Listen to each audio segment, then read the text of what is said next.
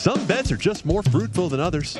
Let's find out who deserves a fruit basket of their own for helping the Primetime Action Crew win this weekend. Oh, it's the great voice of Adam Candy, everybody.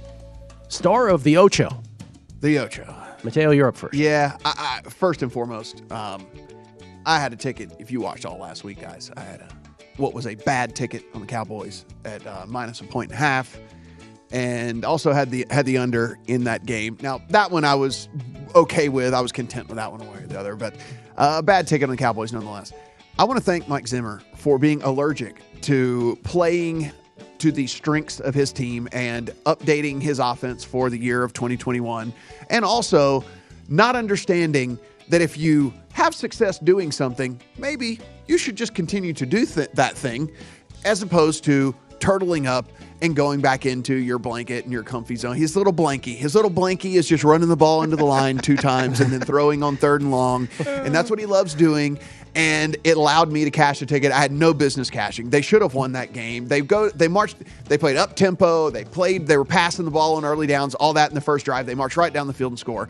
And then for whatever reason, Zimmer does what Zimmer does every single game. And he is allergic to getting up 2 scores and wants to just sit back and play ultra conservatively and allow the Cowboys to just hanging around. Taste the fruit. And then there it is. And so Cowboys, thank you, Mike Zimmer. I got to cash a ticket. I had no business. I will have a follow-up fruit basket on this later. Same thing. But, Matt, you remember when we sat here on Friday breaking down that game and we're like, okay, if Dak doesn't go, like we're in desperation mode to find a live bet spot to get us out of it. Thankfully, that was really never presented to us. No, because they go right down the field and score, so it was like it was donezo. We had to ride our Cowboys ticket the whole time. And then they just let us hang around and win the game. I know. It was Vikings ended up 1 of 13 on 3rd down. It was brutal to watch. After they converted the first one. So they finished the game 0 for 12. It was horrible. Clint Kubiak would like some of that fruit as well. As we talked about, listen, I just thought that it was, if I could take the Steelers up to over 10 points and get that, well, not only was I able to do that, like the line moved exponentially in favor of the Browns for whatever reason, and wanted to just wrap the Steelers up, because I just honestly thought that Baker Mayfield playing with a broken shoulder is probably not that big of an upgrade when it's all said and done. Certainly end up not being the case. I'm going to give it to Pat Freiermuth for making the circus catch in it that kind of solidified everything there. But really, I guess it's just a team effort there for the Steelers. Made that a pretty sweat-proof, sweat-free teaser leg there, paired up with, and this is my final one here, going out to Carson Wentz. I put that in there with the Titans.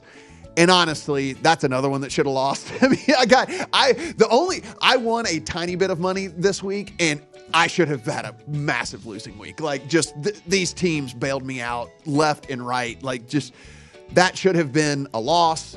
But boy, Carson Wentz just goes and absolutely wets the bed multiple different times. And you know what? He's not the only one at fault. Frank Reich called a horrible game as well.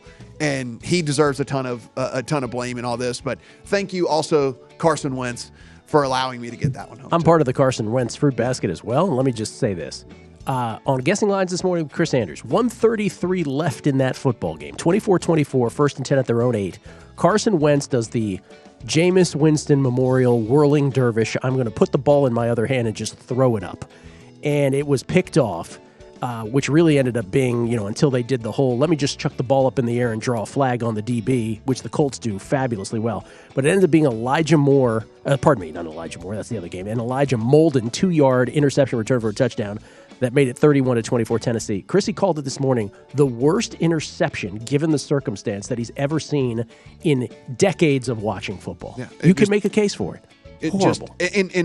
Because it's not only watching it happen, but then also in the situation that it happened in. Yes. Yeah. All things combined, it's up there. Then, of course, he threw another pick in overtime to seal the deal.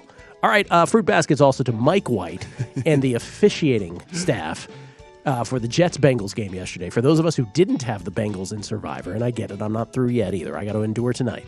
But for those of us who are rooting passionately against those that did have the Bengals, because there's over 40% in pools with them, Oh my goodness, what happened here? 405 total yards passing from Mike White, the most of any rookie in his debut since 1950, with the exception of Cam Newton. Only one better. The most passing yards by a Jet since Vinny Testaverde in 2000. And of course, the sequence that I'm talking about, with 2:08 left in the game. First of all, New York up 3, trying to bail out the Bengals. Elijah Moore runs out of bounds on a reverse. You're like, what are you doing? It stops it at 2:04. Bengals have all their timeouts in the 2-minute warning. Then at the 2-minute warning, the Jets false start, so it's 3rd and 11, up 3. The Bengals still have all their timeouts left. And then Mike White throws it well short of the sticks to Ty Johnson, a play that has no chance of converting whatsoever. None. But Ty Johnson did something that football players are known to do. He lowered his helmet. And guess what happened? Mike Hilton, D-back of the Bengals, also lowered his helmet at the same time. They collided. Flag. Roughing.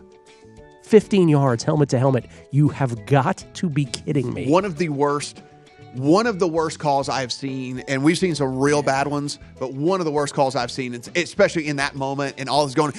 If you, Gill, if I go to tackle you, and I go to hit you in the legs, yes, and you decide, never mind, yes, I'm going to ram you, yes, and then I get called for, and I get called for then you cannot play defense. It's impossible. He got flagged for playing football. Yeah. It's just unbelievable. By the way, after that, the Jets also tried to bail him out. Michael Carter slid short of the sticks for no reason. Yeah. Then, that was almost disastrous. I was like, what are you doing? Get the first down. Then Mike White sneaks. Doesn't look like he got it on 3rd down, but they didn't measure it. Like, first down. Close enough. You're good. I want to add on to that one because this is like the Mike White stats. I feel like you look at them, they're unbelievable. Did anybody see the next gen breakdown on this? So okay, you're playing a rookie quarterback, right? Or making his first NFL start, right? Mike White. What do you think you're going to do? Probably defend the underneath stuff, right? No, apparently not. Mike White completed 24 of 28 short passes. That is 0 to 9 air yards for 263 yards against the Bengals with 2 touchdowns, and then his 1 interception came in that distance too. That's the second most yards on short passes in a game since 2016. Jeez.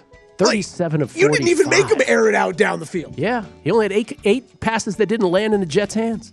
Last one, Annette Contavate. People here listening to the show are not going to be happy with me because the two that I gave out before the semifinals on Friday were Botik van Zandsjulp and also Clara Towson. They did not get there.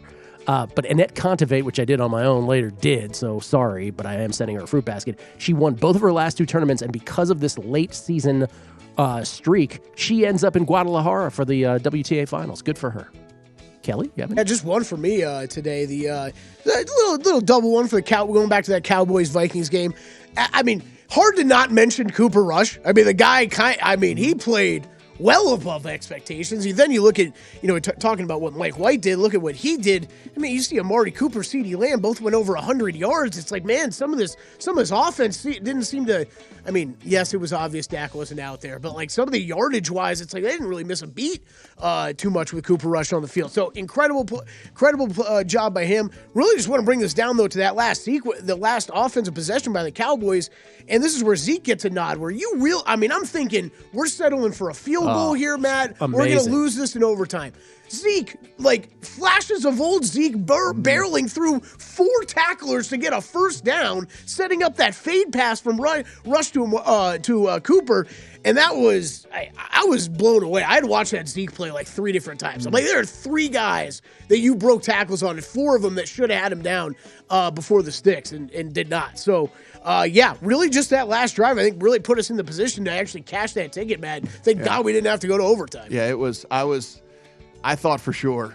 I mean, at least the under was never a sweat, but I thought for sure we were going to lose that. I mean, you're going to overtime, and then eventually the talent's going to win out, right? It just felt like one of those games. A day in the NFL where Geno Smith, Mike White, Trevor Siemian, and Cooper Rush won games, and the top 4 most picked teams in Circa Million 3 in this order: Vikings, Bengals, Lions, Colts.